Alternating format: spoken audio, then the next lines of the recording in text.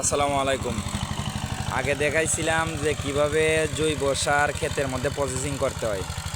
এখন দেখাইতেছি কিভাবে জমি প্রস্তুত করতে হচ্ছে করলা চাষ এবং শশা চাষের জন্য।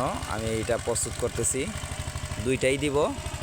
এই যে এইটারে বলে প্রসেসিং। মেশিন দিয়ে দুই চা হয়ে গেছে, আমি পাঁচটা দেখাবো। মাটিকে একবারে জোরজোরা করব।